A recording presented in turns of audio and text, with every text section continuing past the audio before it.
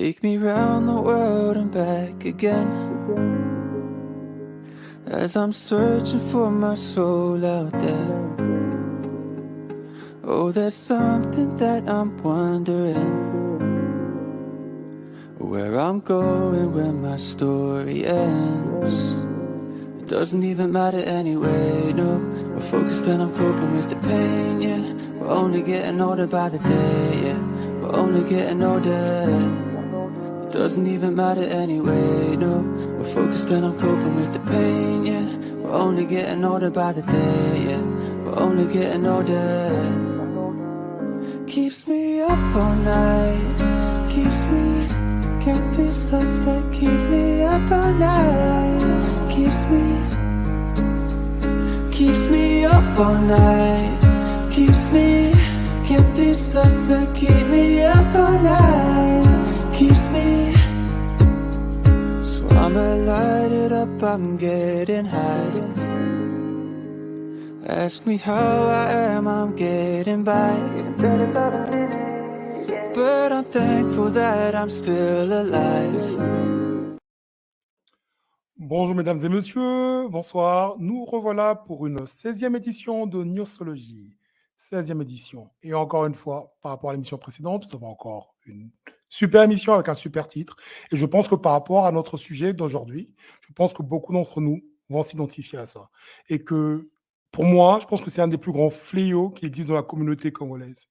Et on a un super guest, un avocat, un cadre d'entreprise, un entrepreneur qui a plusieurs différentes casquettes aussi, qui va intervenir et qui va vous donner un aperçu, non seulement venant d'une expérience personnelle, mais aussi venant de sa profession, sa connaissance générale. Et nous allons discuter autour de ce sujet qui est la succession, division de la famille et la relégation socio-économique comme conséquence de cela. Sur ce, sans fudeur due, comme on dit, voici Monsieur Christian Atembila. Salut Christian, comment tu vas? Bonjour Harry, je vais bien et toi-même? Je vais bien, un peu fatigué, c'est le week-end. Demain, on reprend le travail, donc choisis à tes cailloux. Grave. Et ceux qui Christian, ne veulent pas s'endorment. déjà, pour te présenter, Christian, parce qu'il y a certains de notre audience qui ne te connaissent pas, qui es-tu, qu'est-ce que tu fais, et parle-nous d'ABC. En fait, je m'appelle Atembina Bomolo Christian. Je suis actuellement dirigeant cadre d'entreprise de l'entreprise précisément ABC Group, qui est née il y a presque une année maintenant, qui agit dans plusieurs secteurs comme la gestion des ressources humaines. Je suis de formation juridique. Tout à l'heure, tu disais avocat. Non, je ne suis pas avocat. Je suis un juriste. J'ai terminé, oui, parce que je ne vais pas me prévaloir d'un titre que je n'ai pas, mais je suis juriste parce que j'ai fait la faculté de droit. J'ai obtenu un graduat et une licence en droit de l'Université de Kinshasa. J'ai principalement œuvré dans les ressources humaines depuis que je suis sorti de l'université et depuis plusieurs années, j'avais à cœur de créer une société et l'année passée, je l'ai fait. Donc actuellement, je suis dans la gestion des ressources humaines, dans la représentation officielle, dans différents autres types de services ou la consultance dans différents types de droits pour permettre un peu de mettre en avant tout ce que j'ai appris. Je disais dernièrement à des personnes, après maintenant 10 ans d'expérience professionnelle, je pense qu'il est temps de transformer ça en services et de les vendre. Donc, c'est un peu moi. Et c'est vrai que plusieurs casquettes parce que je suis consultant dans différentes institutions et j'aide plusieurs personnes aussi à atteindre leurs objectifs dans différents types de secteurs. Donc, c'est un peu ça. Merci Christian pour cet aperçu de ta carrière, de qui tu es. Pour aller directement au sujet, Christian, est-ce que tu partages mon avis et mon opinion quand je dis que les problèmes de succession, les problèmes de succession, quand par malheur, bon, on est tous destinés à passer au l'au-delà, et quand par malheur un membre cher, particulièrement les pères, parce que nous sommes bantous, le chef de famille quand il part, tu ne penses pas que c'est un des plus grands fléaux au Congo qui occasionne non seulement une relégation socio-économique, mais en même temps divise des familles? C'est quoi ton opinion? Est-ce que tu es d'accord avec moi en traitant ça de fléau?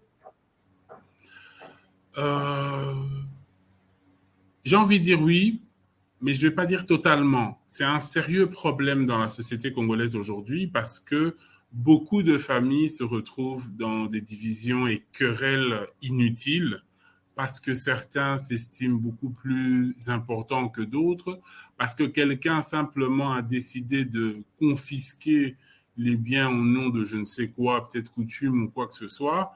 Et malheureusement, tu as tout à fait raison. Je ne sais pas si on peut comparer ça à un fléau, mais c'est un problème assez récurrent en République démocratique du Congo. Mais Dieu merci, il existe différentes lois en la matière, principalement le Code de la famille, qui gère le secteur de la succession et les libéralités, que malheureusement beaucoup ne connaissent pas, que beaucoup connaissent, mais n'ont pas les moyens peut-être nécessairement d'approcher la justice. Et puis d'autres se disent, bon, est-ce que l'autre qui n'a pas réussi, est-ce que moi je vais réussir? Mais c'est vraiment un problème important dans nos familles. Hein. C'est vraiment un gros problème en République démocratique du Congo. Ok, merci pour ta réponse. On va attaquer la loi, on va parler de la loi tout à l'heure. Mais avant qu'on parle de la loi, parlons d'une vraie problématique, un autre tabou congolais dont on ne parle pas souvent. Quand j'ai eu un show il y a quelques semaines avec Big Zaga, Big Up à Big Zaga Oulé, on a parlé de certains tabous congolais dont personne n'a le courage de parler, comme par exemple des membres de famille issus de familles pauvres. C'est un exemple issus de familles pauvres qui déménagent sur Kinshasa, bien l'exode rural. En arrivant à Kinshasa, les hommes sont maltraités, toute forme de blessure, de traumatisme qui peut se créer à cause des injustices et tout ça. Et les femmes, ça peut être des attouchements ou bien des molestations. C'est des réalités qui arrivent dans nos familles et personne n'en parle. Mais ce n'est pas ça le sujet d'aujourd'hui. Mais il y a un autre facteur, un autre tabou dont personne ne parle. Est-ce que les hommes congolais sont immortels? Pourquoi est-ce qu'ils ont peur d'écrire des testaments? Et s'ils écrivent des testaments, pourquoi ils ne sont pas appliqués s'il y a une seule personne sur 10 enfants qui est censée avoir tous ses biens? Pourquoi est-ce que ça doit être reparti sur les 9 autres alors que le père a choisi clairement, je dis le père parce qu'on a un système patriarcal, et bantou et tout. Si le père a choisi clairement son préféré, pourquoi est-ce que les autres 9 devront en bénéficier et partir d'une spirale de 20 ans de procès et s'appauvrir en même temps? Dis-moi pour question. En fait, il faut dissocier ici le côté légal et le côté coutumier. OK? La loi est la source principale généralement dans différents types de droits, comme dans le droit de la famille qui gère le côté succession. Il y a beaucoup de problèmes qui se causent parce que, comme je l'ai dit tout à l'heure, parce que certains s'estiment beaucoup plus importants que d'autres. D'autres disent, bon, l'autre, il m'aimait un peu plus. Mais en même temps, le testataire ou le découillus, qui est l'expression reconnue pour le décédé qui laisse sa succession, a une obligation, c'est de faire certaines choses dans les règles de la loi. Il ne peut pas, comme tu dis tout à l'heure, sur 10 enfants, il dit, OK, moi, je vais céder mes biens à une seule personne. Non. Si le code est clair, à partir du moment où une succession crée ce qu'on appelle trouble l'ordre public, à ce moment-là, c'est la loi qui prime. On n'interdit pas aux gens de pouvoir faire des testaments, mais cela doit être fait dans le respect de certaines règles. Oui, mais attends, s'il te plaît, Christian, permets de t'interrompre. Je comprends ton point, garde ton train de penser. Mais si la personne a choisi donc spécifiquement un de ses enfants, la loi prime par rapport aux troubles de l'ordre public, c'est ça? À partir du moment où cette succession-là crée un trouble de l'ordre public, c'est-à-dire qu'il y a des mécontents, des gens qui viennent, c'est normal que la loi prime, hein? C'est tout à fait normal. Mais donc, après, sur un point de vue solution, du vivant du père, s'il met tous ses biens au nom de Kingani, qui est son 5e enfant sur 10, et que Kingani a son nom sur tous les biens du père, qu'est-ce qui se passe au décès du père?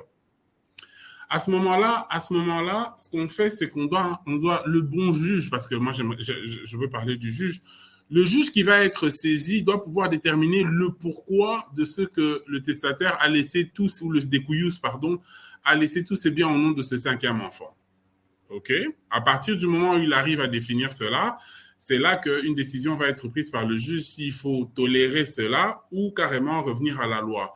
Il faut dire que le code du travail, le code de la famille, aujourd'hui, parle de certaines causes d'indignité. C'est-à-dire que certains héritiers tombent du coup à partir du moment où il y a eu des causes d'indignité qui sont, par exemple, que la mort du découillus est sa cause, ou bien il y a eu dénonciation calomnieuse de la part du potentiel ou des potentiels héritiers, et d'autres encore décisions. Donc, la loi fait en sorte que l'ordre public ne soit pas troublé et que tout le monde se retrouve. Tu Quand penses bien pas, même d'autres, quand Christian, bien excuse-moi de même d'autres, t'interrompre encore. Excuse-moi de t'interrompre. hmm, Tu penses pas que c'est paradoxal?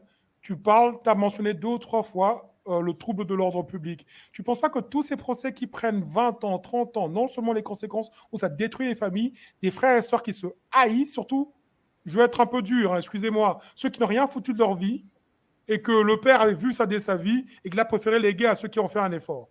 Et ceux qui n'ont rien foutu de leur vie, qui prennent ça comme, je sais pas quoi, comme leur voilà. arme et qui se battent jusqu'à la fin. Tu ne penses pas que ça cause plus de problèmes de troubler l'ordre public que ce que la loi estime qui trouble l'ordre public? Mais justement, la loi, les faits précèdent le droit. Les faits ici, dans le cas dont tu parles, ça veut dire que certaines personnes dont tu as dit, dont on a constaté l'incapacité à pouvoir vivre eux-mêmes, n'attendant que la mort prochaine du découillous, se mettent après sa mort en train de rechercher les biens. En fait, il faut se dire une chose.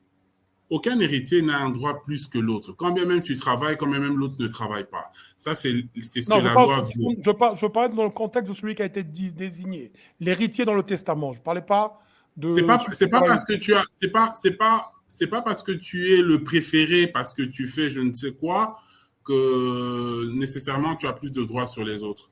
C'est pas, Serons-nous au Congo dans un pays qui est communiste ou quoi? Pourquoi? Parce que ça n'a aucun sens pour moi. Supposons que je suis l'héritier, non, non, c'est les lois de la République que je pense que bah, c'est c'est un bon communiste. système. Pourquoi est-ce que les autres qui ne sont pas dans le testament devraient hériter Il à même faudrait, titre que moi? Dis-moi. non, mais pourquoi toi tu Tous les devrais enfants d'abord, illégitimes aussi, s'il faut les la, la, mentionner. la bonne question, on va parler des héritiers tout à l'heure, des types d'héritiers qu'il y a. La Oui. bonne question qu'il faut se poser, pourquoi toi tu bénéficierais plus des autres? C'est ça la bonne question. C'est parce que mon C'est père a pas choisi ou bien le père a choisi. C'était ça mon le père exemple. a choisi, mais Oui. il doit choisir, comme je te l'ai dit, je le répète encore, en fonction de la loi et veiller à ce que l'ordre public soit respecté. C'est le principe de la loi. C'est la visée finale de la loi, c'est-à-dire qu'il n'y ait pas de discorde.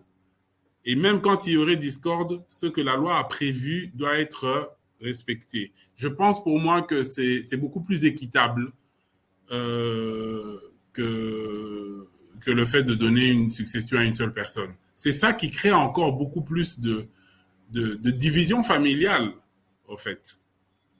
Mais après, chacun son point de vue. Hein. D'accord. Et dis-moi par rapport à les différentes, énumère un peu les différentes sortes d'héritiers. Parce qu'il y a une réalité chez nous, les Bantous africains, particulièrement les Congolais. Quand un père décède, même ses frères et ses sœurs se pensent et s'identifient en ayant droit. Oui, exactement. Pour conclure la réponse à ta première question, non, l'homme congolais n'est pas, excuse-moi de revenir juste un peu en arrière, l'homme congolais des fois se croit immortel, mais il ne l'est pas, il est bien obligé de pouvoir affronter la mort et de prendre les dispositions qui vont venir tout juste après.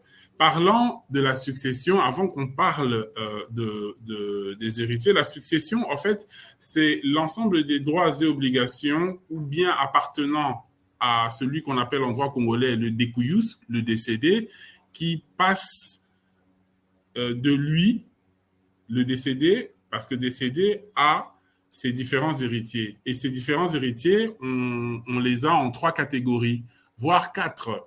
La première catégorie, c'est les enfants reconnus de son vivant, même s'il a eu des enfants hors mariage, mais également les enfants adoptés.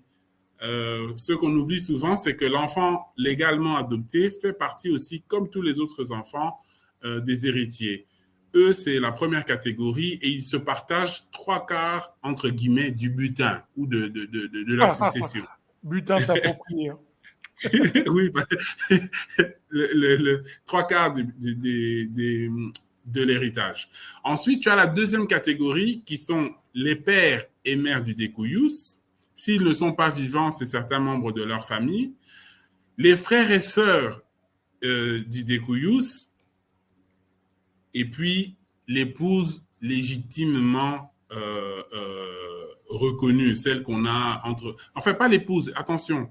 le conjoint survivant. Parce qu'il y a une chose, et ça on va en parler, souvent les gens voient que succession quand l'homme meurt. Mais la succession intervient aussi quand la femme meurt. C'est un autre cas de figure. On peut y arriver tout à l'heure. C'est important de le mettre en... Oui, on va en parler, mais je le dis, quand la loi parle du découyus, il ne fait pas de distinction de sexe. Quand il parle du conjoint survivant, il ne fait pas non plus de distinction de sexe. Il les mêle tout dedans. Donc, la deuxième catégorie, je disais, c'était les pères et mères, les frères et sœurs et le conjoint survivant. La troisième catégorie, elle intervient à partir du moment où la première et la deuxième catégorie n'existent pas. C'est-à-dire que demain, je meurs, je n'ai pas laissé d'enfants, mes frères et sœurs ne sont plus là, ils n'ont pas laissé de descendance, mes parents aussi n'ont pas laissé de descendance, ils n'ont rien du tout. À ce moment-là, on prend les oncles et tantes du découyus qui interviennent. Quatrième catégorie, qui n'est pas citée comme quatrième nommément, mais qu'on reconnaît, c'est en l'absence des trois autres, c'est-à-dire qu'on trouvera un membre de famille. L'État a pour obligation... Ce n'est pas les procureurs par hasard? Pardon? La quatrième catégorie, ce n'est pas les procureurs? Non, mais je vais en arriver. Non, ce n'est pas les procureurs, mais je vais en arriver. La quatrième, c'est tout membre de famille dont le lien a été constaté par le tribunal de paix. Ça peut être, je ne sais pas, un oncle lointain, je ne sais pas qui, une tante lointaine, un cousin, un neveu lointain. À partir du moment où le tribunal de paix constate effectivement qu'il y a lien entre eux, à ce moment-là, ce qu'ils font, c'est qu'il est reconnu. Maintenant, en l'absence de ces quatre catégories, cela revient à l'État. Ce n'est pas au procureur. L'héritage revient, la succession revient à l'État. Et il y a toute une procédure avant que l'État s'en accapare totalement. Il faut vraiment une dernière publicité pendant 1 ou 2 mois, si je ne m'abuse. Et à partir du moment où personne ne vient le revendiquer, il y a toute une procédure. Personne ne vient le revendiquer, il rentre dans le trésor public. Mais les procureurs, les juges et autres ne bénéficient pas de ça. Si tu as vu un cas pareil, c'était une fraude. Absolument. Mais attends, il y en a beaucoup, tu sais très bien. Il y en a beaucoup des cas pareils. Bon, oui, il y en a plein, même pas seulement de la part des juges, mais de la part de beaucoup de personnes dans les familles. On va arriver à ça plus tard. Mais dis-moi de manière très pratique, parce que j'aimerais que tu puisses mettre en exergue une autre façon de voir les choses, une autre perspective, qui est en quoi et quand est-ce qu'intervient le droit coutumier? Le droit coutumier par rapport à quoi? J'ai vu les Mwanakasi, par exemple. Les Mwanakasi, l'oncle meurt, les neveux, qui sont ces Mwanakasi, qui viennent réclamer. Et du côté du Katanga, où il y a certaines personnes qui sont matrimoniales là-bas, c'est pareil aussi. Ou bien la famille, chez les Louba, par exemple, la famille du dauphin, ils ont une sorte de... Ils pensent qu'ils ont le droit, même qu'ils ont une priorité sur les enfants, par rapport à une forme de fondament qui est le droit coutumier. Qu'est-ce que tu penses de ça? Est-ce que ça prime sur le droit congolais commun de famille? Non, le droit coutumier peut être une source du droit civil, particulièrement pour le code de la famille, mais c'est la loi qui prime. Après, j'ai quand même envie de parler des deux types de succession qui existent et qui sont reconnus en République démocratique du Congo. Vas-y, s'il te plaît. La première succession, elle peut être testamentaire. C'est-à-dire que le testament est soit authentique, c'est-à-dire qu'un beau matin, je me lève, je vais voir le notaire ou l'état civil de ma résidence, je vais leur dire, écoutez, en mon absence, voici comment seront répartis mes biens. Ça, c'est le testament authentique. Ou il peut être holographe, c'est-à-dire qu'authentique, tu prends l'état comme témoin, il garde une copie, tu vas avec une copie. Le testament holographe, c'est celui où tu fais un testament, comme j'ai envie de dire, sous seing privé. C'est-à-dire que je le rédige et je le garde. Et je peux dire à mon épouse ou à des membres de famille, écoutez, j'ai laissé un document, vous le trouverez en cas de mon absence. À partir du moment où je ne suis plus là. Troisièmement, il y a le testament oral, celui qui se fait en présence d'au moins 2 témoins. J'appelle mes frères et sœurs, sentant ma mort venir, ou bien même quelque temps avant ma mort, même plus. Enfin voilà, je leur dis, écoutez, j'ai laissé 3 maisons. Voici comment les biens seront répartis. Ça, c'est un testament oral. Mais le testament oral a certaines conditions, parce que... Excuse-moi. Ce testament oral, il est propre à la RDC ou bien c'est répandu mondialement ou bien au niveau régional? Allô? Christian, est-ce que tu es toujours là? Je pense qu'on a un problème de réseau vu que Christian est à Kinshasa. On va prendre une petite pause le temps qu'il puisse revenir. D'accord? Allez, à très bientôt.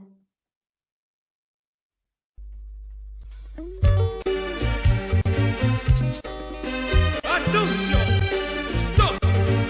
Voici l'album de l'année avec les générales des femmes. À consommer sans modération et sans dopage.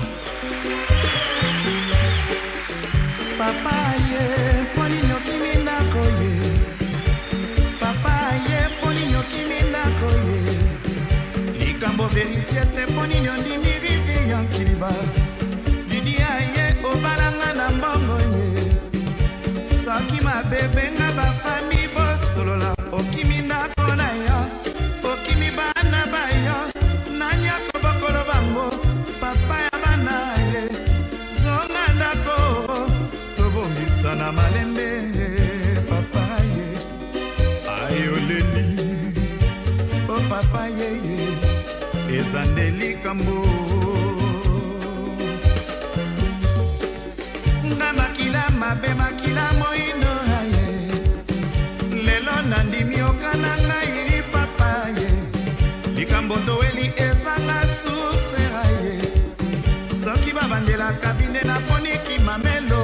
Libale pesinga deception. Banana maboko. Yaya mpe na boloko. Famia babola ye. Nani akopesanga maboko. Na mokumba naza nango papa ye. Ayoleli Bruno Sanda Ezandeli Kambo Damien Kikuta Naswa bakuya lela elekiri pasi Bimbundi nyonso esila na teka na bwa karanzoto Momongo ekwea na kota faitera ye O papa na kota kelo ye Pamoye nyonso esila na depanse ya bana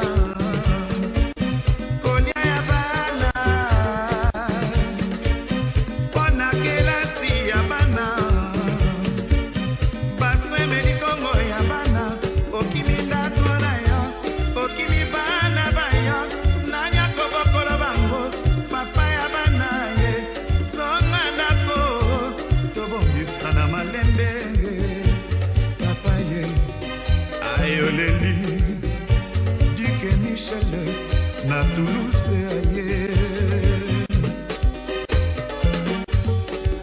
Nganene kibwila ye baebanga na fiele mingi Fiele esilanga na komalela kaka boye Nitelenga nongo likolo ya didi kikuta Ngaya aye, mama na kowa aye Susi, ekoma ya ngai ndeko Nami makate na komalela kaka boye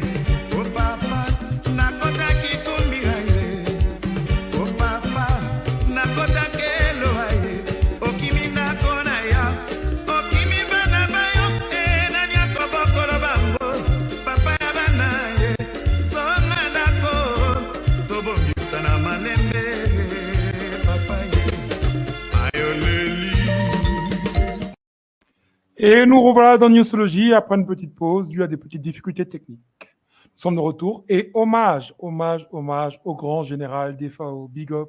Cette chanson a bercé mon enfance et c'était une époque où la musique congolaise, jusqu'aujourd'hui, mais selon ma génération, bercer, te donner des conseils et je trouvais ça profond sur la famille, sur un père, sur la responsabilité des choix qu'on prend. Monsieur Atembila, tu es toujours là? Oui, je suis présent, je suis là. Oui, désolé, ça a coupé. Est-ce que tu peux continuer par rapport au droit coutumier, si les membres de famille, du père ou de la mère, du découillu, comme tu as dit, si je m'exprime bien, prennent, quand est-ce qu'eux pensent qu'ils ont le dessus sur les héritiers testamentaires? Et ça, c'est de un. Et de deux, est-ce que c'est n'est rien que Congo ou bien c'est régional quand un père qui voit sa mort prochaine ou bien sa mère qui voit sa mort prochaine, qui appelle deux témoins et qui dit qu'il a des biens comme ça.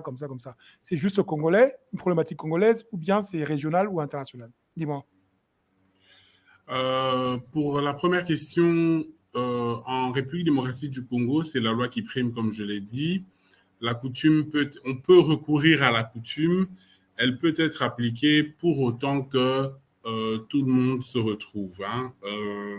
Je vais te donner le cas d'un exemple que j'ai vécu. C'est-à-dire, un grand monsieur de ce pays est décédé. Il a laissé différents biens. La famille s'est assise, s'est réunie, disons, et elle a réparti les biens avec la famille, avec les enfants et autres pour une gestion commune au bénéfice de tous. À ce moment-là, en mettant en avant le fait que, bon, ils étaient de telle tribu, voilà comment les choses devaient se faire. Ça n'avait pas porté préjudice ou ça n'avait pas dérangé les héritiers de première catégorie. Ils se sont bien entendus. Moi, ce que je voudrais, c'est vraiment mettre l'accent parce que beaucoup de gens, et surtout par rapport à ceux qui nous écoutent, sont sous le coup de ce droit coutumier qu'on ne maîtrise pas et qui est qui est à géométrie variable. Tu l'as dit tout à l'heure, dans telle province on fait ceci, dans telle ceci on fait cela, mais ça peut toujours poser problème à partir du moment où vous avez par exemple deux personnes de tribus différentes qui se sont mariées. À ce moment-là, qu'est-ce qu'on fait? Est-ce qu'on pratique tel? Donc, l'important, c'est de pratiquer ce que la loi dit. Et le testataire ou le découillus avant de mourir, s'il connaît le droit, peut poser des actes en fonction du code de la famille. Donc, ça, c'est très, très important.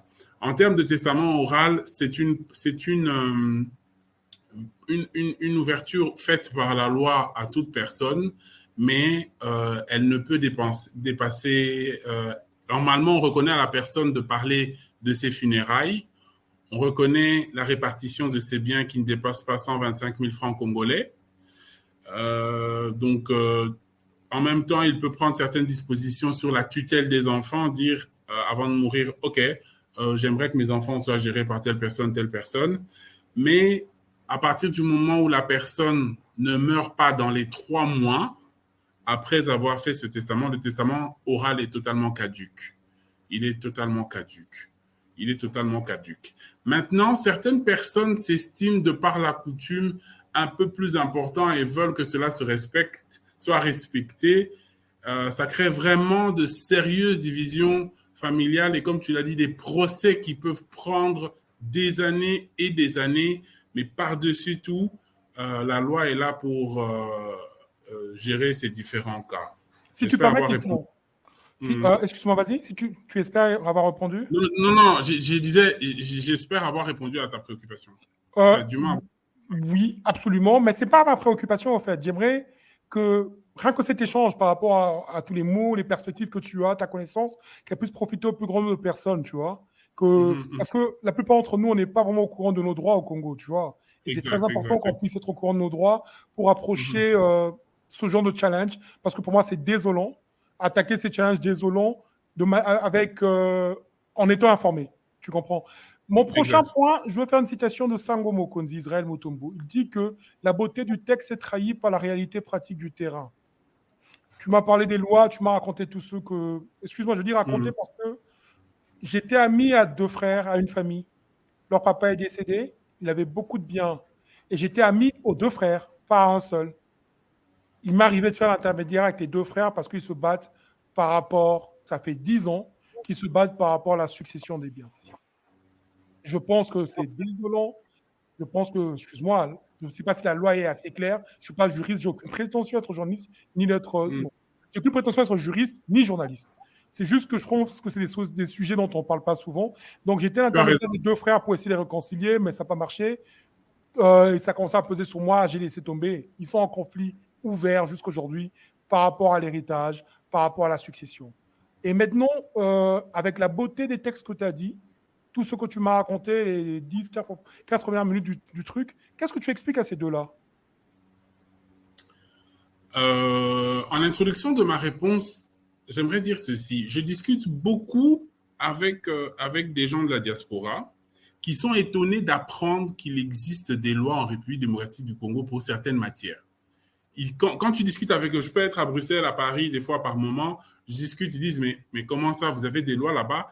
Oui, il existe des lois en République démocratique du Congo. Oui, ces lois existent, mais il y a un problème, c'est qu'elles souffrent par moments d'une application ou d'une bonne application. Deuxièmement, pour parler des cas, par exemple, des types de cas dont tu as parlé, ce que j'ai plutôt remarqué, parce que personnellement aussi, j'ai vécu personnellement dans ma famille, et je le vois, que ce soit dans ma famille restreinte, la famille restreinte de mes parents et autres, certains cas d'héritage, j'ai compris que, et je te le dis, je l'ai dit durant mon intervention, je l'ai dit à toute personne qui m'écoute, certaines personnes s'estiment, soit d'un point de vue personnel ou d'un point de vue coutumier ou d'un quelconque point de vue, supérieur ou comment on va dire, plus enclin à pouvoir hériter. Et c'est ça le problème. À partir du moment où les gens mettent en avant leur propension à vouloir être plus fort que les autres, ça ne marche pas. Mais quand vous voyez aussi certains cas, des fois, c'est des cas où c'est... Bon, il y a plusieurs cas, hein. Il y a un cas où c'est carrément les enfants de la même famille qui s'entretuent, c'est-à-dire qu'ils sont tous du même père, de la même mère, mais ils s'entretuent. Et d'autres, et ça, c'est des cas encore plus forts, c'est ceux qui sont peut-être germains, des frères germains, c'est-à-dire qu'ils sont d'une mère différente ou utérins. Enfin, voilà.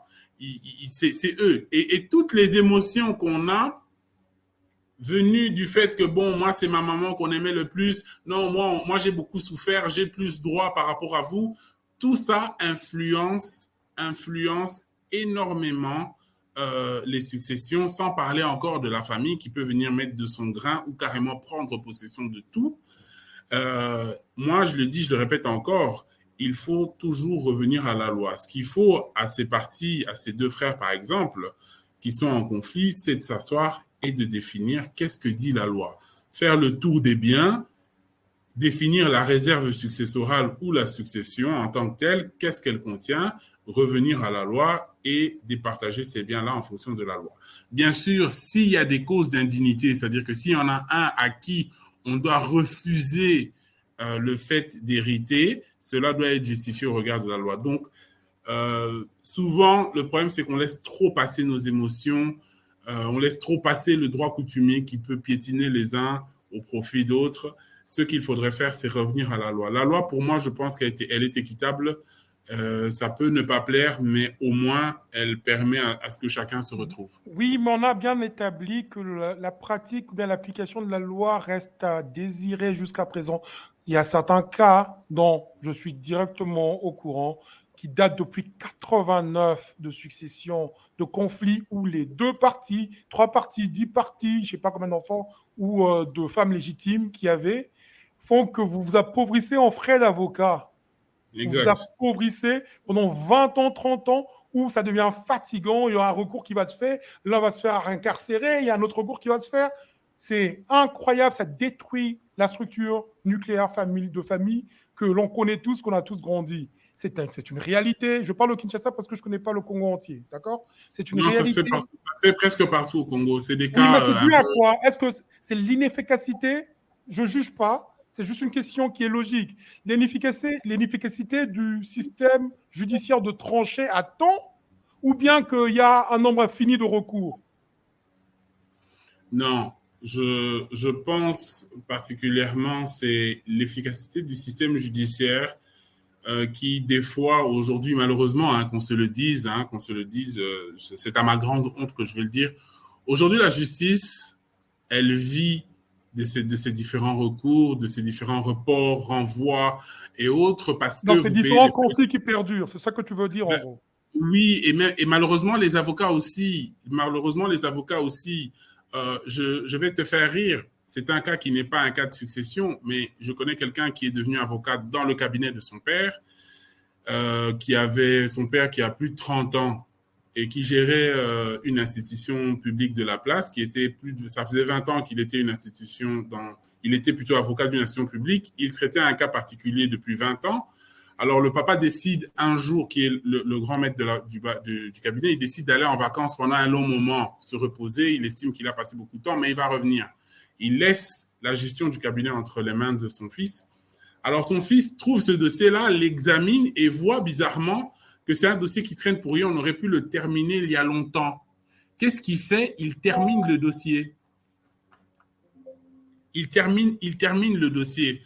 Oh, et il clôture le dossier, hein, c'est-à-dire que et l'institution publique qui était en conflit avec un particulier s'entendent, trouve une solution. Quelque temps plus tard, son père revient, trouve que le dossier a été conclu, il dit « Mais qu'est-ce que tu as fait? Ce dossier, il fallait le faire traîner. C'est un dossier qui t'a nourri, qui t'a payé les études. Donc aujourd'hui, même dans les cas de succession, quand vous avez un avocat qui n'est pas sérieux, qui ne voit, qui est plutôt l'avocat du fruit plutôt que l'avocat de l'homme, à ce moment-là, il fait tout pour que ça perdure. Moi, j'en connais plein qui, à chaque fois, vous donneront des manies et des manies pour pouvoir faire perdurer la chose, vous disant vous méritez, vous méritez, vous méritez. Et ils peuvent même s'entendre entre eux. Et que dire encore de cette justice d'un point de vue interne où vous avez des juges, pas tous, parce qu'il faut reconnaître qu'il y a des bons juges, pour certains sont comment on appelle ça, corrompus. Mais je pense, et comme je le dis toujours, dans ce pays, on a des lois. Le problème, c'est l'application. Les lois existent, mais très peu de gens les connaissent. Et aussi, on ne veut pas l'appliquer totalement. Mais bon, on commence un peu à observer certaines choses. Espérons que ça va continuer. Donc, Oui, mais c'est je suis d'accord ça avec... le problème avec les successions. C'est-à-dire qu'il y a beaucoup de mauvaise foi de la part des membres de famille qui sont prêts à payer pour essayer de se retrouver. Je suis d'accord avec toi sur toute ta réponse et j'apprécie énormément ton exemple qui relève de la réalité sur terrain. D'accord? Mais dis-moi, si tout système, même le judiciaire, tout ce qui suit législatif et tout ça, dépend des hommes qui le constituent. Mais là, tu viens de donner un cas réel de montrer que ce genre de problème perdure à cause d'un problème d'homme. Malheureusement. Malheureusement. Maintenant, comment est-ce que en allant sur l'autre phase de la pièce, qu'est-ce que tu conseillerais, avant qu'on passe à la relégation socio-économique, qu'est-ce que tu conseillerais à des membres d'une famille? Qu'est-ce qu'il faut faire? Qu'est-ce qu'il faut faire pour pouvoir non seulement ne pas vous appauvrir, ne pas aller en conflit, parce que je pense que les familles sont beaucoup plus fortes quand elles sont ensemble, parce qu'on va aller du côté de la facette économique juste après. Qu'est-ce que tu les conseilles? Parce que les juges, les magistrats, les procureurs, les avocats s'enrichissent sur vos dos. Je parle au Kinshasa, et c'est par expérience. Je sais de quoi je parle. Ils s'enrichissent sur vos dos. Qu'est-ce que tu les conseilles de faire? Est-ce qu'ils doivent avaler leurs égos, avaler leur fierté et collaborer? Ben oui, c'est ça. Hein. En réalité, c'est ce que je dis toujours. En fait, le système juridique congolais est composé de plusieurs droits et chaque droit a ses sources. La source principale, normalement, de chaque droit, c'est la Constitution. Ensuite, tous les droits ont les différentes solutions. Par exemple, tu as le droit civil, tu as le code de la famille et tu as d'autres actes encore qui interviennent. L'objectif, en réalité, du législateur, c'est quoi? C'est que, et c'est quelque chose dont je t'ai parlé, c'est qu'il n'y ait pas de trouble à l'ordre public. Mais ce trouble-là peut être compensé par le fait que les parties s'assoient en conseil de famille, parce qu'il y a plusieurs façons de le faire, de discuter, de répartir les biens, de le coucher et de le faire connaître à l'État. Et l'État qui va reconnaître effectivement que, bon, ils l'ont fait, que ça n'a pas créé de problème, va valider cela. Ce que moi, je conseille aux gens, d'abord, je vais conseiller à ceux qui peuvent s'asseoir et s'entendre. Asseyez-vous, entendez-vous. Si vous voulez, ABC Group, excuse-moi de le dire, peut vous aider à vous asseoir et à faire une succession digne où tout le monde se retrouve, pour autant que tout le monde ait l'envie d'aller vers la solution. Ça, c'est un. Mais je vais m'adresser aussi à ceux qui, des fois, sont injustement retirés d'une succession ou piétinés d'une certaine façon ou mal payés. Je vais les conseiller, écoutez, recourez, pourquoi pas à ABC Group encore une fois, pour faire valoir votre droit où il y a l'application de la loi. OK? Où on peut faire cela. Malheureusement, enfin non, heureusement ou malheureusement, parce que je dis heureusement, pourquoi? Heureusement qu'il y a la loi a défini les choses. Malheureusement, c'est vrai, cette loi-là souffre d'un problème d'application et des gens, mais il faut toujours se battre et veiller à ce que cette loi-là soit appliquée. Et ABC Group peut aider différentes familles et autres à pouvoir récupérer. Je te parle d'un petit exemple, permets-moi une minute. une famille s'est vue carrément retirer tous ses biens après la mort de son chef de famille qui était le papa. Ils ont vécu à ma campagne. Tu sais que ma campagne, c'est depuis longtemps, c'est un quartier réservé à une certaine élite, bien qu'aujourd'hui, ça commence un peu à changer. Alors, le monsieur, c'était un dignitaire de l'époque de la Deuxième République. Ils avaient tout, mais alors tout. Du jour au lendemain, quand ils perdent, quand le monsieur est mort, qu'est-ce qui se passe? La femme est virée, les enfants sont virés, la famille s'accapare tout. Et on leur laisse à peine une maison à Matete. Et cette maison-là à Matete, c'était la maison des débuts de vie commune entre l'homme quand il était étudiant avec sa femme. Si tu permets, voilà. On va y arriver. Là, tu vas vers la relégation socio-économique. On va y arriver. Voilà. Permets-moi. Non, c'est juste pour dire qu'ils tu y vas, justement. Garde ton argument. On va y aller. On va arriver tout de suite. Et laisse-moi introduire le sujet. Après, tu peux continuer ton argument. Parce que c'est toi qui répondras de toute façon à ce point. Je donne un exemple concret qui va dans le même sens que le tien. D'accord? On le sait tous. On a parlé de ma campagne avec toi. Et moi, je parle de Gombe. Parce que Gombe, en ce moment, j'ai eu la chance de vivre à Gombe, toi aussi, on peut le dire. Et en vivant à Gombe, je commence à me rendre compte que les Congolais deviennent de moins en moins. Je parle d'un exemple concret. Nzita et Nzouzi, par exemple. Nzita et Nzouzi sont des frères, ils ont grandi. Nzita est allée, c'est la fille, elle est allée au lycée Bozangani. Nzouzi est allée à la de la Gombe. Ils ont grandi, ils ont eu des potes qui étaient à l'école française, belge. Tout ce qui est UP, Jet Set, c'est tout ce que tu veux. Ils atteignent leurs 15 ans, leurs 16 ans, leur père meurt. Ils ont des grands frères beaucoup plus âgés, conflit interne de famille. Nzita se retrouve à Matete et Nzouzi se retrouve à, je sais pas, à Pompage. Totalement changement d'environnement, totalement changement de tout. Ils grandissent avec les moyens sociaux qu'ils ont maintenant financiers pour aller dans les universités. Il n'y a plus papa qui était le pourvoyeur, vu qu'il n'y a pas d'aide sociale au Congo et il n'y a pas d'université gratuite à haut niveau comme à standard régional, s'il faut le dire. Donc, ils font des universités publiques qui peuvent payer de leur poche, ou bien de membres de famille qui leur restent. Leur train de vie change totalement. Il y a une relégation. Pourquoi? Qui va de pair cet exemple avec ton exemple que tu voulais donner. Maintenant, j'aimerais que tu puisses me répondre sur le fait que Gombe est en train de partir. Disons les choses comme elles sont. Les Congolais qui habitaient Gombe, c'était ceux qui avaient hérité après l'époque coloniale. Ils ont hérité, qui travaillaient dans l'administration et tout ce qui suit. Les parents ont vendu et avec la venue de la MONUC, je crois en 2006-2007, ça fait que l'immobilier à Gombe a pris une valeur très considérable avec la bulle de property qu'il y avait à Kinshasa. Et ça fait que les prix ont monté, que quand les parents sont morts, il y a une convoitise venant du système judiciaire.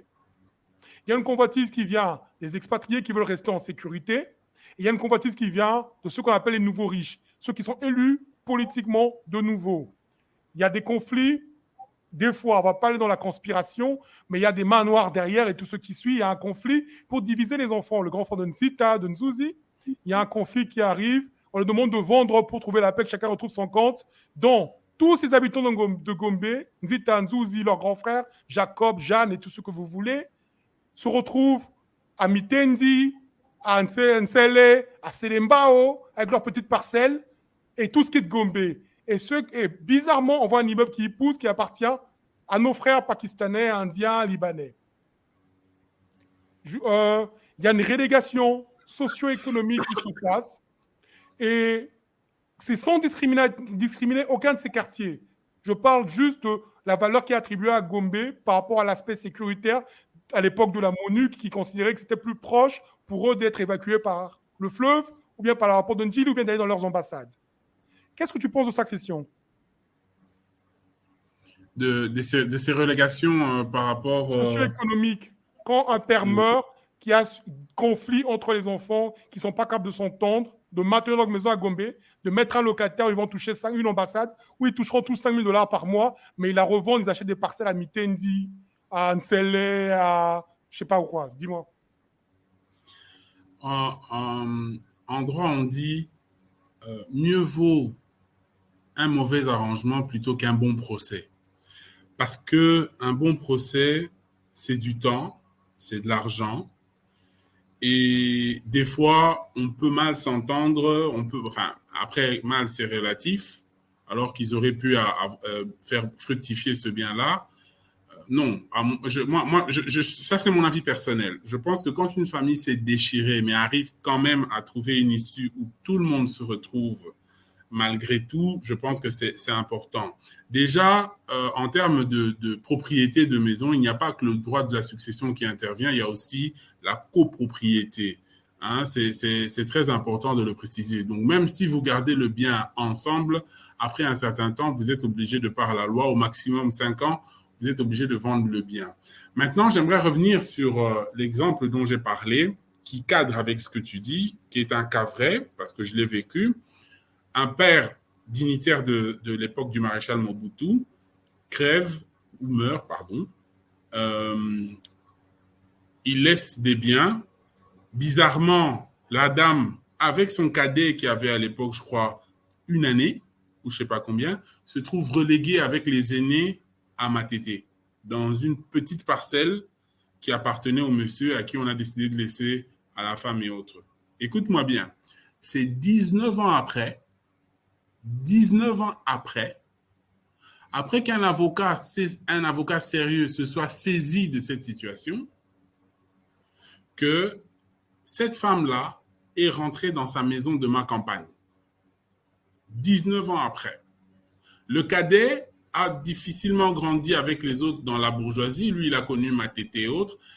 Il a connu ma campagne bien après. Ce que je veux dire, et je vais rester toujours du point de vue de la loi, peu importe vos conflits, normalement, vous devez revenir à ce que la loi dit. C'est une obligation pour tout le monde. C'est comme ça que les choses se régleront correctement. Si vous pensez que la loi, pour vous, n'est pas bonne, alors asseyez-vous, déterminez les biens et répartissez-les de façon équitable afin que tout le monde puisse se retrouver. Et si tu permets de t'interrompre, excuse-moi de t'interrompre. Je parle de l'aspect social, économique, on n'est plus dans la loi. Pourquoi je dis ça, j'insiste dessus. Et j'apprécie que tu dis que, tu as dit qu'une bonne entente, je pense une belle mauvaise entente, est mieux qu'un bon procès. C'est ça, non? Exact. Je vais dans ce sens et j'appuie exactement ce que tu as dit par rapport à quoi. Même si vous n'entendez pas, il faudrait qu'on mette un accent dessus. Même si vous n'entendez pas, je sais que c'est facile à dire idéalistiquement parlant. Ça serait mieux d'avoir $5 000 chaque mois. Chacun se débrouille à sa manière dans sa vie. D'accord? Et que vous avez $5 000 par mois avec votre maison de Gombe, que de vous disputer de la vendre. Vous allez la vendre à bas prix parce que vous serez tous endettés par, je suis désolé, des avocats, des procureurs, des juges véreux, qui vont vous garder là pendant 19 ans de frais. Et après ça, vous allez vendre à un vil prix qui va être racheté par quelqu'un qui va mettre ça en valeur, avec un immeuble ou quoi que ce soit, et qui va faire de l'argent. Récemment, pas plus tard que 2020, 2021, j'habitais encore à Gombe. Je fais mon footing, la journée, Gombe est plein. La nuit, il y a des étrangers. Je suis désolé de le dire, mais c'est vrai. Quand j'ai des étrangers, il y a des Libanais, il y a des Blancs, il y a des étrangers. Les Congolais ne sont plus à Gombe comme avant. Et de Gombe de mon enfance, quand j'allais chez toi, Christian, il y avait beaucoup de Congolais. Les Congolais sont devenus minoritaires à Gombe. Et ce n'est même pas dû que les Occidentaux ont plus d'argent. Tout a été revendu. Mais si tu regardes la source de comment est-ce que les maisons ont été revendues à Gombe, c'est un décès d'un père qui a hérité, qui a obtenu ça. Il travaillait dans l'administration, dans un département d'État, à l'époque coloniale, et après l'époque coloniale, première, deuxième génération. Il a légué à ses enfants, il est mort, et les enfants sont allés en mode dispute. Le système a maintenu cette dispute au point que pour trouver la paix, ils ont vendu. Et une partie de la capitale va devenir comme la The City of London, comme le Vatican, qui n'appartient plus aux Congolais très bientôt.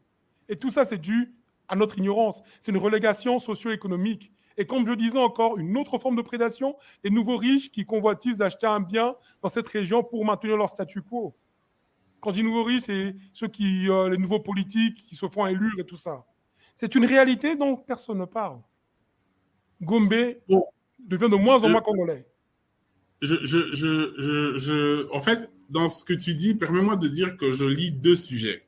La relégation économique et le changement, en fait, entre guillemets, le remplacement. Le grand remplacement démographique. Après, moi, je dis que le problème au Congo, et ça, c'est de façon générale, c'est pas toutes les personnes expatriées, hein, c'est pas ça. Le problème, c'est nous. Mais pour rentrer dans le sujet, le véritable sujet, tu vois, je vais te prendre techniquement un cas. Nous avons, moi et toi, hérité d'une maison à la Gombe sur 3Z, OK? Oui, Que tu connais bien d'ailleurs. oui, vas-y. Et j'apprécie que tu Nous, parles d'une situation personnelle, nous, j'apprécie. que tu connais bien. Donc, nous héritons, moi et toi, d'une maison. Notre père nous la laisse. Nous nous convenons d'y mettre un locataire. Le locataire paye, parce qu'une maison, il faut dire, sur 3 Z, elle peut être à 10 000 le mois. Hein. Elle peut Absolument. être à 10 000, Oui. à 10 000 le mois. Ça, c'est le minimum. Et si elle est meublée, ça peut aller encore plus. Elle peut être louée journalièrement, 3 000 $ comme ça. Hein. Moi, j'ai vu des maisons comme ça. C'est terrible. Mais bon, c'est ça. Notre papa nous laisse, moi et toi, une maison. Moi et toi, on a des enfants. On a une entente. Moi et toi, on décède. On laisse des enfants. Écoute, la répartition de ce bien-là causera encore plus de problèmes après nous. Parce que nos enfants auront des enfants. Ça va faire une multitude d'héritiers. OK? Il faudra impérativement passer à une solution qui peut-être ne plaira pas, mais qui permettra à ce que chacun soit pas dans son coin, j'ai pas envie de dire dans son coin, mais encore moins se retrouver, que chacun ait sa part. Pourquoi? Parce que garder un bien comme ça, c'est une multitude de problèmes à venir. Moi et toi, on peut s'entendre, mais est-ce que nos héritiers s'entendront? Permets-moi de t'interrompre, s'il te plaît. Laisse-moi terminer. Bon, on termine, mais après ça, parce qu'on n'a plus beaucoup de temps, on court contre la montre. Oui, en fait, ce que je veux dire, c'est qu'il est bon de s'asseoir, de répartir les biens. Et je reviens, je suis désolé, je dois le dire, parce que beaucoup de gens ne savent pas, malgré qu'il peut y avoir relégation, il faut revenir à ce que dit la loi pour qu'on puisse effectivement calmer les parties. Parce qu'un bien qui va de génération en génération, c'est compliqué après. Hein? C'est compliqué. D'accord. Laisse-moi établir juste une nouvelle base de conversation, toujours dans le même contexte.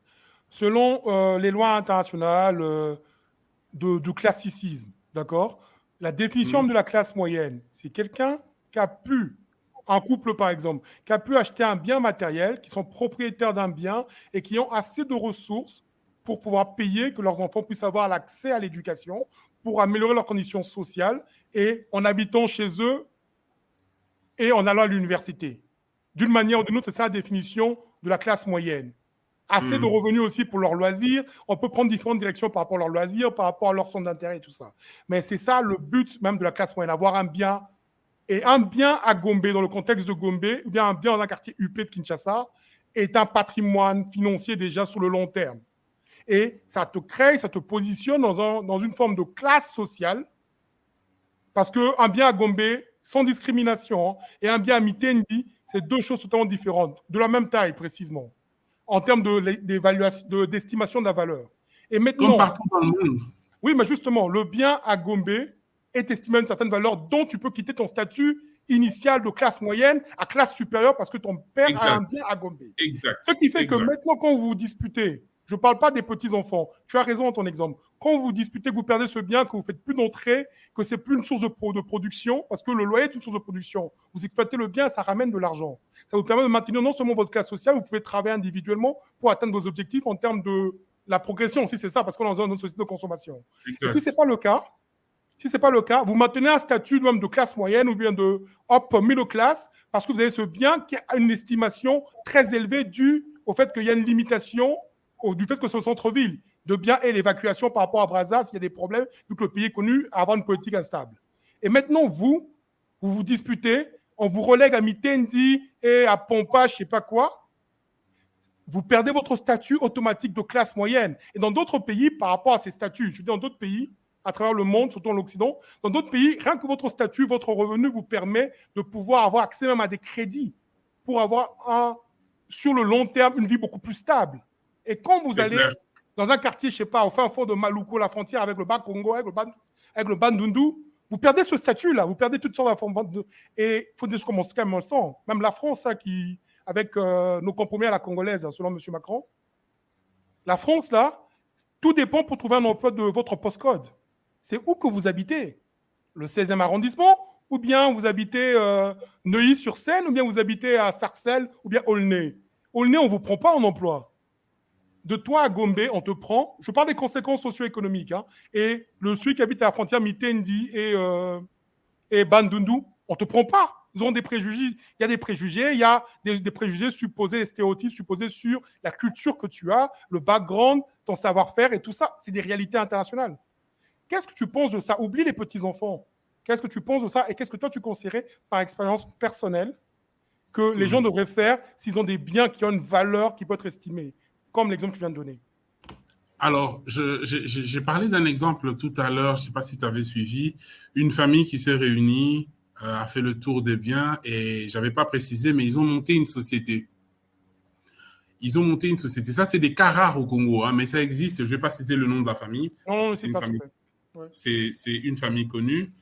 C'est-à-dire que tous les enfants se sont réunis avec les membres de famille de la deuxième catégorie. Ils se sont assis, ils ont défini les choses, ils ont dit, OK, voici la réserve successorale. Elle contient ça, ça, ça, ça, ça. Ce qu'on fait, c'est qu'on crée une société. Toutes ces maisons reviendront à la société. On mettra un des nôtres ensemble et on va fructifier cette société-là.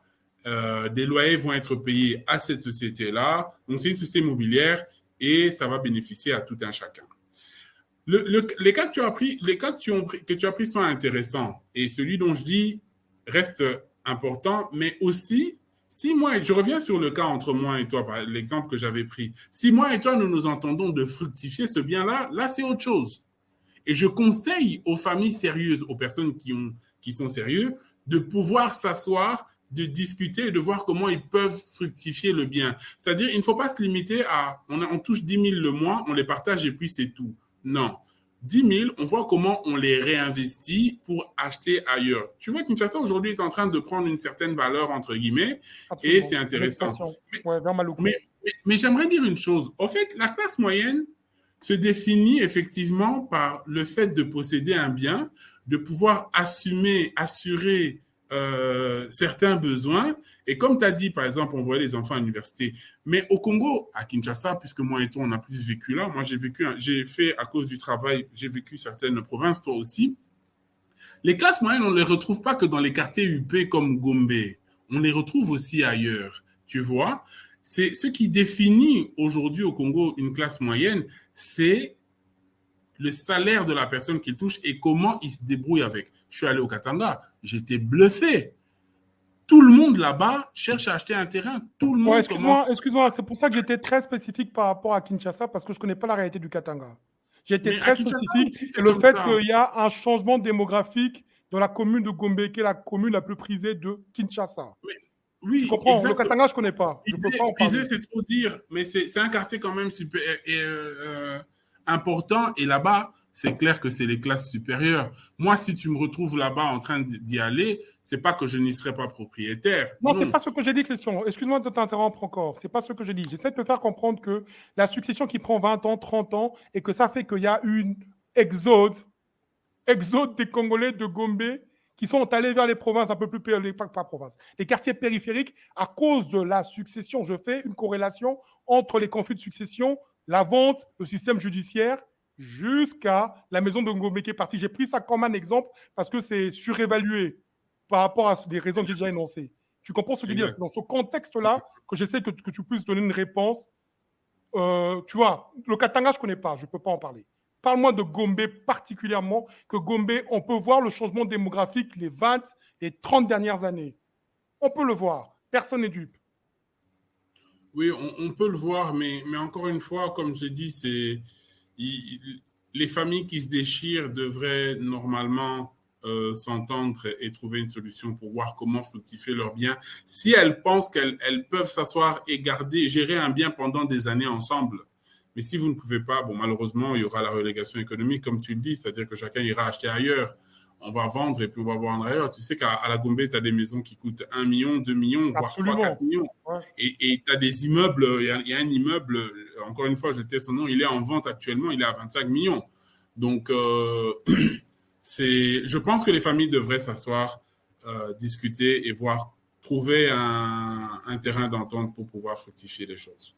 Donc, c'est dans cet esprit. Mais si c'est uniquement pour garder un bien des années, et c'est inexploité, je pense que c'est mieux de passer par la loi, voir comment le vendre. Et puis voilà, donc c'est un peu ça. Parce que ça créera au fur et à mesure des problèmes. Je l'ai vu dans une partie de ma famille sur un bien ailleurs. Ça a créé...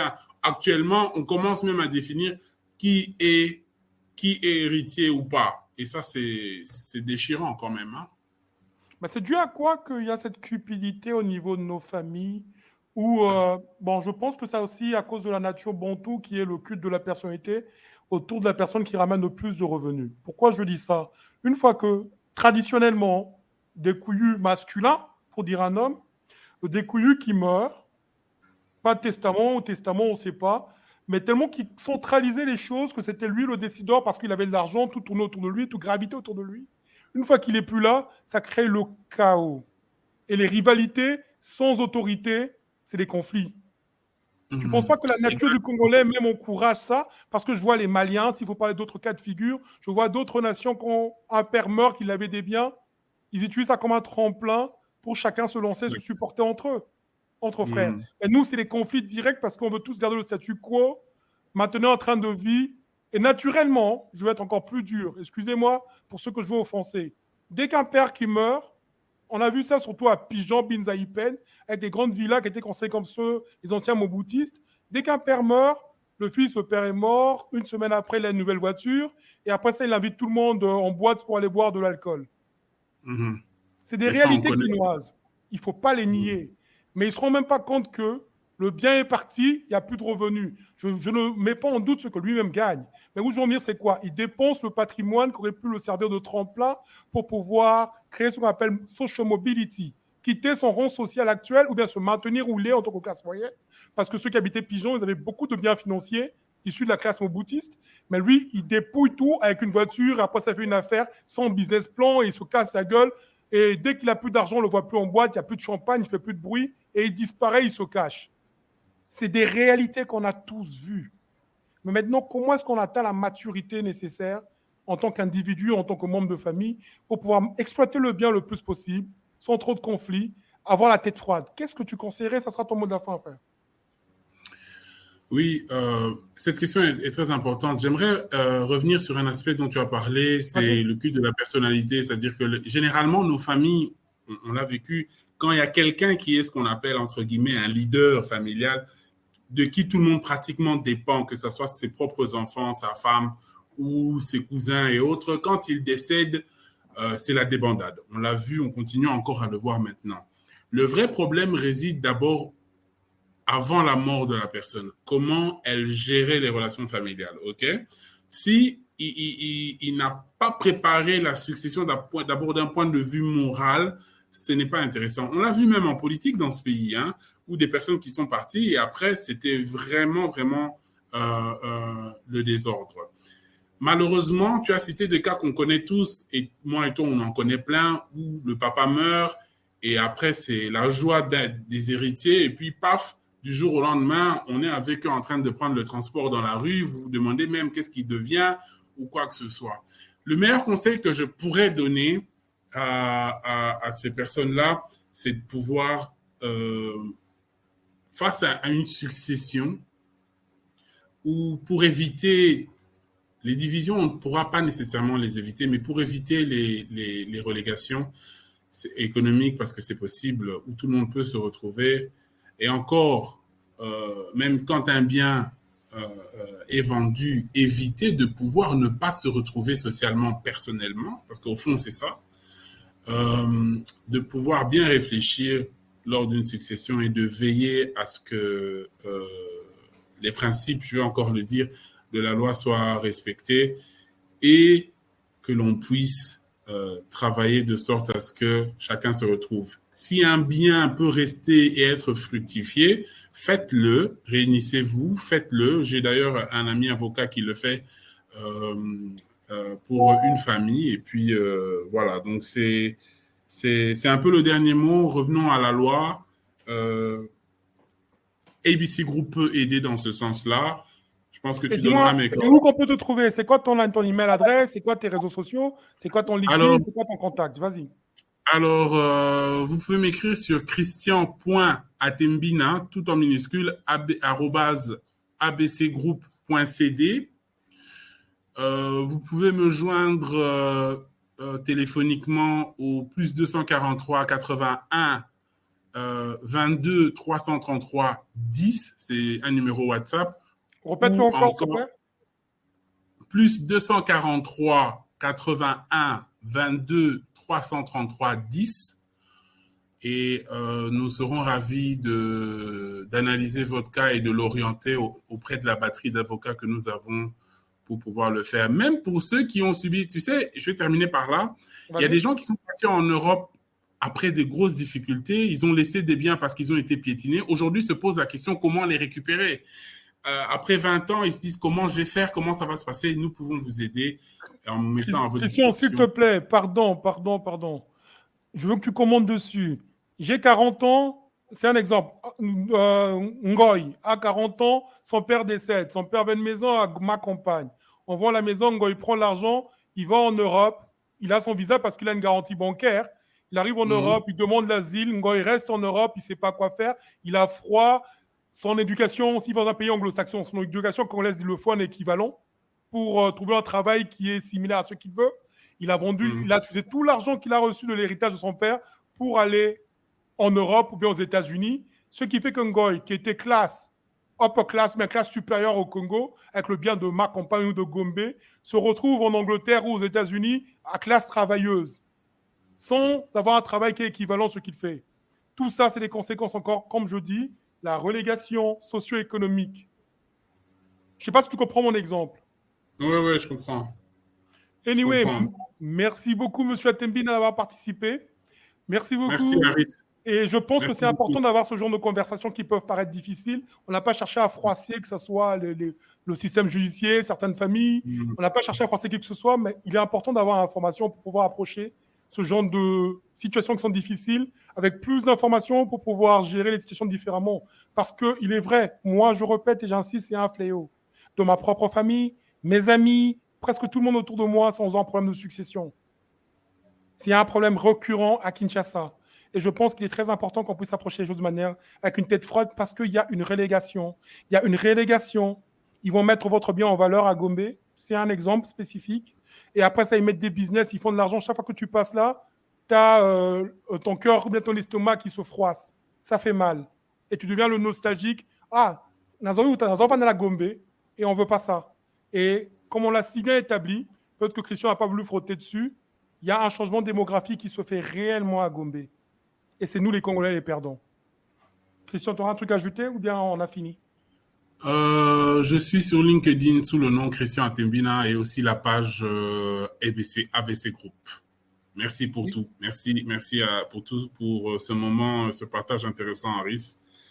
Et je te souhaite vraiment de continuer avec cette émission qui fait beaucoup de bien à tous ceux qui l'écoutent. Et voilà. Merci beaucoup, Christian. J'apprécie aussi le fait que tu aies participé dans un si court délai. Allez, paix, prospérité à tout le monde et une excellente journée et bon week-end et à très bientôt.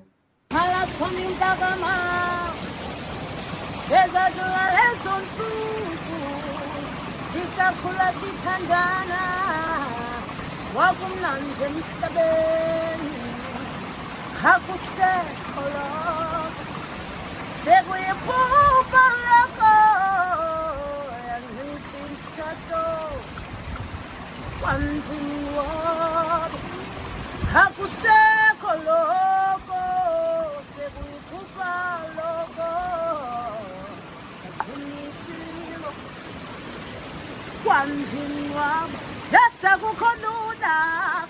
Omuntu kuthanda mselu ukuthi uthando luphela.